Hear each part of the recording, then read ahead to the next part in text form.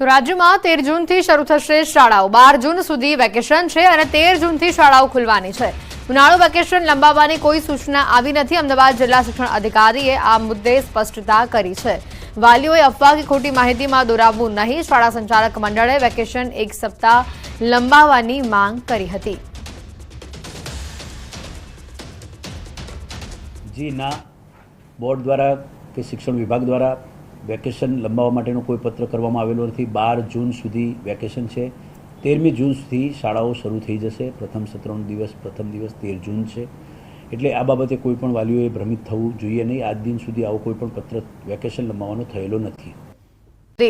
लालकृष्ण अडवाणीना घरे पहोंच्या छे पीएम मोदी। आ सीधा लाइव दृश्यो आपने बतावी रह्या छे।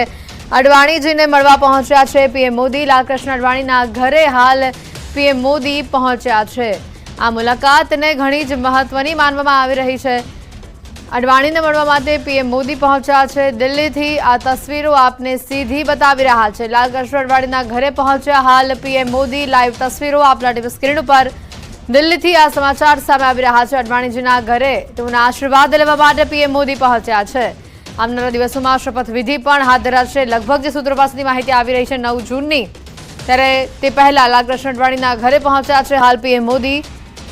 अडवाणीजीना आशीर्वाद लेवा माटे पीएम मोदी पहोंच्या छे। दिल्हीथी आ तस्वीरो लाइव आपना टीवी स्क्रीन पर आपने बतावी रह्या छे। हाल पीएम मोदी लालकृष्ण अडवाणीजीना घरे पहोंच्या छे। तस्वीरो आवी रही छे दिल्हीथी सामे। अडवाणीना आशीर्वाद लेवा माटे पीएम मोदी पहोंच्या छे तेओना निवास स्थान पर।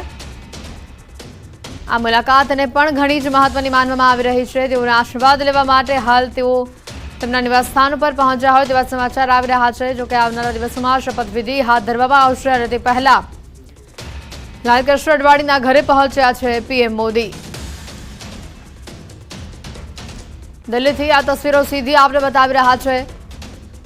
લગભગ જે સૂત્રો પાસેથી માહિતી આવી રહી હતી 9 જૂનની આ તારીખ કે જ્યારે શપથવિધિ હાથ ધરવામાં આવશે ત્યારે તે પહેલા આજે લાલકૃષ્ણ અડવાણીજીના ઘરે પહોંચ્યા છે પીએમ મોદી। તેઓની આ મુલાકાતને પણ ઘણી મહત્વની માનવામાં આવી રહી છે। હાલ જે વિગતો છે તેઓના આશીર્વાદ લેવા માટે પીએમ મોદી હાલ પહોંચ્યા છે તેઓના નિવાસ સ્થાન પર। આગળ વધીએ અન્ય સમાચારો તરફ તો ગુજરાતમાં 7 દિવસ વરસાદની આગાહી આપવામાં આવી છે। ગુજરાતમાં પ્રથમ 1 અને 2 દિવસ માટે જે આગાહી આવી છે વરસાદની આગાહી કેટલાક વિસ્તારો માટે કરાઈ છે। સાથે થંડરસ્ટ્રોમની પણ અહીં આગાહી કરવામાં આવી છે। હવામાન વિભાગની આગાહી સામે આવી છે। સમગ્ર ગુજરાતમાં વરસાદની આગાહી સામે આવી છે। પ્રી મોન્સૂન એક્ટિવિટીના કારણે વરસાદનું જે અનુમાન લગાવાઈ રહ્યું છે। ગુજરાત પર સાયક્લોનિક સર્ક્યુલેશન બનતા વરસાદ થશે। વરસાદના કારણે તાપમાનમાં ઘટાડો થશે। થંડરસ્ટ્રોમ એક્ટિવિટી પણ જોવા મળશે। 15 જૂનની આસપાસ ગુજરાતમાં વિધિવત રીતે ચોમાસાનો પ્રારંભ થઈ ગયો હશે। આજે કેટલાક વિસ્તારોમાં વરસાદની આગાહી છે, જેમાં દાહોદ, છોટા ઉદેપુર, ડાંગ, નવસારીમાં વરસાદની આજે આગાહી છે। તો વલસાડ, તાપી, દમણમાં પણ વરસાદની આજે આગાહી છે। 8 જૂન એટલે કે આવતીકાલની વાત કરીએ તો આવતીકાલે પણ કેટલાક વિસ્તારો માટે વરસાદની આગાહી આપવામાં આવી છે। आने वाले दिनों के लिए जो गुजरात स्टेट के लिए फोरकास्ट दिया गया है वो डे 1 से लेकर डे 7 तक रेन होने का पूर्वानुमान दिया गया है। आज डे 1 और डे 2 में गुजरात रीजन के लिए जहाँ पे आइसोलेटेड प्लेसेस पे लाइट रेन और साथ में थंडर स्टॉर्म होने का पूर्वानुमान दिया गया है। वो डिस्ट्रिक्ट हैं दाहोद, छोटा उदयपुर, डांग, नवसारी, वलसाड़, तापी, दमन और दादरा नगर हवेली। और कल के लिए वो डिस्ट्रिक्ट हैं जहाँ पे लाइट रेन और साथ में थंडरस्टॉर्म होने का पूर्वानुमान दिया गया है। वो डिस्ट्रिक्ट हैं गुजरात रीजन के छोटा उदयपुर, नर्मदा, डांग, नवसारी, वलसाड़, तापी, दमन और दादरा नगर हवेली। डे 3 की बात करेंगे तो डे 3 में गुजरात रीजन के सभी डिस्ट्रिक्ट कवर हैं जहाँ पे लाइट से मॉडरेट रेन होने का पूर्वानुमान दिया गया है और साथ में थंडरस्टॉर्म का भी। और नॉर्थ गुजरात के पंचमहल और दाहोद डिस्ट्रिक्ट कवर हैं जहाँ पे लाइट रेन और साथ में थंडरस्टॉर्म होने का पूर्वानुमान दिया गया है। डे 4 की बात करेंगे तो डे 4 में गुजरात रीजन के सारे डिस्ट्रिक्ट कवर हैं जहाँ पे लाइट से मॉडरेट रेन होने का पूर्वानुमान है और साथ में थंडरस्टॉर्म होंगे। और नॉर्थ गुजरात के दाहोद डिस्ट्रिक्ट है जहाँ पे लाइट रेन और साथ में थंडरस्टॉर्म होंगे। और डे 5 की बात करेंगे तो डे 5 में गुजरात रीजन के सारे डिस्ट्रिक्ट कवर हैं, साउथ गुजरात के और नॉर्थ गुजरात के अरावली, पंचमहल, दाहोद, महिसागर डिस्ट्रिक्ट है जहां पे लाइट रेन और साथ में थंडरस्टॉर्म होने का पूर्वानुमान दिया गया है। डे 6 की बात करेंगे तो डे 6 में गुजरात मतलब साउथ गुजरात के सारे डिस्ट्रिक्ट कवर हैं और नॉर्थ गुजरात के पंचमहल और दाहोद डिस्ट्रिक्ट हैं जहां पे लाइट से मॉडरेट रेन होने का पूर्वानुमान दिया गया है। डे 7 में गुजरात रीजन के सारे डिस्ट्रिक्ट कवर हैं जहां पे लाइट से मॉडरेट रेन होने का पूर्वानुमान दिया गया है। प्री मानसून की बारिश है और आज जो रेनफॉल गुजरात रीजन और साथ में सौराष्ट्र रीजन में जहां पे लाइट रेन होने का पूर्वानुमान दिया गया और साथ में थंडरस्टॉर्म, एक साइक्लोनिक सर्कुलेशन सौराष्ट्र और नेबरहुड में बना है जिसके कारण आज रेन होगी। तो गुजरात रीजन जो गुजरात पे मानसून का प्रोग्रेस की नॉर्मल डेट है वो 15 जून है, तो 15 जून के आसपास ही मानसून गुजरात रीजन पे प्रोग्रेस करेगा। જે રીતે 2 દિવસ સામાન્ય વરસાદની આગાહી આપવામાં આવી છે, કેટલાક વિસ્તારોમાં થંડરસ્ટોર્મની પણ આગાહી અહીંયા આપવામાં આવી છે। ત્યારે જે રીતે હવામાન વિભાગ દ્વારા પણ આવનારા દિવસોમાં કયા વિસ્તારમાં વરસાદ પડશે તેની આગાહી આપવામાં આવી છે। સાથે જ આપણે એ પણ બતાવી દઈએ કે કયા વિસ્તારોમાં વરસાદનું અનુમાન છે એલઈડીથી સમજવાનો પ્રયત્ન કરી। આજે ખાસ કરીને આજે દાહોદ, છોટાઉદેપુર, તાપી, ડાંગ, નવસારી, વલસાડ અને દમણ એટલે આ તમામ જે દક્ષિણ ગુજરાતનો પટ્ટો શરૂ થઈ રહ્યો છે ત્યાં વરસાદનું અનુમાન છે। મુંબઈમાં વરસાદની એન્ટ્રી થઈ ગઈ છે અને તેની અસર દક્ષિણ ગુજરાતના ભાગો પર સૌથી વધુ જોવા મળી રહી છે। ત્યાં વાદળી વાતાવરણ પણ છવાયેલું જોવા મળી રહ્યું છે। ત્યારે આજે દાહોદ, છોટાઉદેપુર, તાપી, ડાંગ, નવસારી અને વલસાડ આ તમામ જિલ્લાઓમાં આજે વરસાદની આગાહી આપવામાં આવી છે।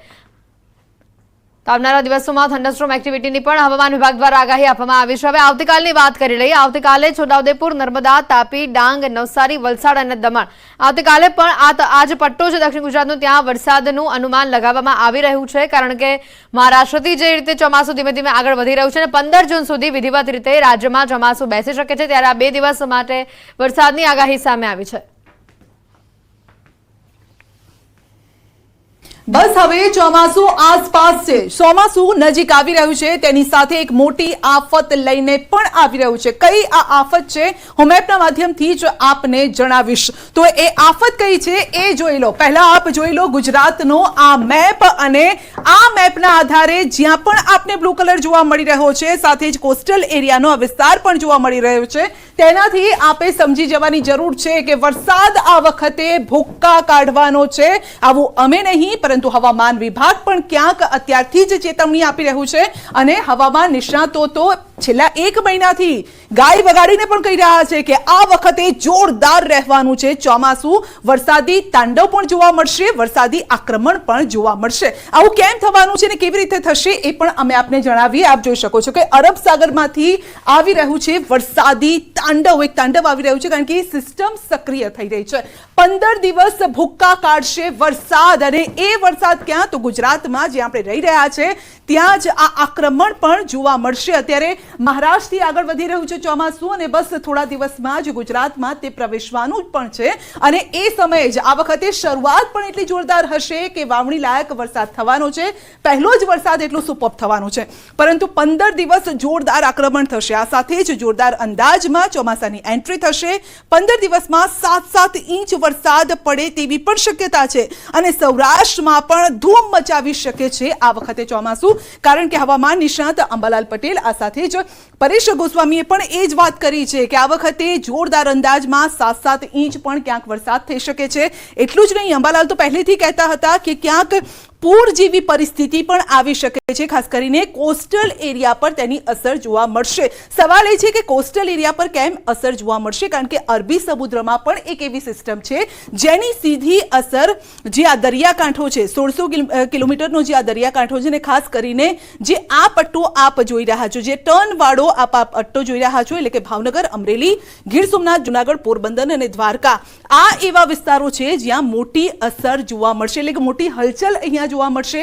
પવનની ગતિ પણ વધારે રહેશે તે પ્રકારની આગાહી પહેલેથી જ કરવામાં આવી છે, એટલે સાચવજો, કારણ કે અંબાલાલે તો ત્યાં સુધી કહ્યું હતું કે છાપરા ઉડે એ પ્રકારનો પવન હશે ને એ ક્યાં હશે તો જે દક્ષિણ ગુજરાતનો વિસ્તાર છે ત્યાં હશે એટલે કે જેવી જ ચોમાસાની શરૂઆત થશે લગભગ 10 તારીખ બાદની આ વાત છે તો તે સમયે અહીંયા જોરદાર પવન જોવા મળશે અને જેના કારણે જે કાચા મકાનો છે તેના નળિયા છાપરા ઉડવા લાગશે તો આ પ્રકારની સિસ્ટમ અત્યારે ગુજરાત પર એક સક્રિય છે pre monsoon activities already Gujarat પર જોવા મળી રહી છે પરંતુ જેવું ચોમાસાનું આગમન થશે કહેવામાં આવી રહ્યું છે કે 15 જૂનની આસપાસ ચોમાસું આવી જશે અને ત્યારબાદ આ પ્રકારની જે સિસ્ટમ છે તે રાજ્યમાં હલચલ પેદા કરી શકે છે પરંતુ વરસાદ એટલો જોરદાર હશે શરૂઆતમાં જ કે શરૂઆતથી જ લોકો ખુશ થઈ જશે સાચવવાનું એટલું જ છે કે જો પૂર આવે તો કઈ રીતે તંત્રએ તૈયાર રહેવું પડે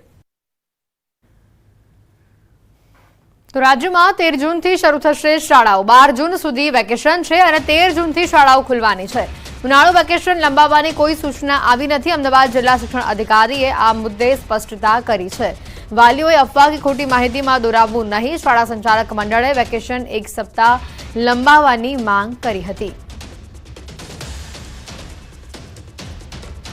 જી ના બોર્ડ દ્વારા કે શિક્ષણ વિભાગ દ્વારા વેકેશન લંબાવવા માટેનો કોઈ પત્ર કરવામાં આવેલો નથી 12 જૂન સુધી વેકેશન છે 13મી જૂન સુધી શાળાઓ શરૂ થઈ જશે પ્રથમ દિવસ 13 જૂન છે એટલે આ બાબતે કોઈ પણ વાલીઓએ ભ્રમિત થવું જોઈએ નહીં આજ દિન સુધી આવો કોઈ પણ પત્ર વેકેશન લંબાવવાનો થયેલો નથી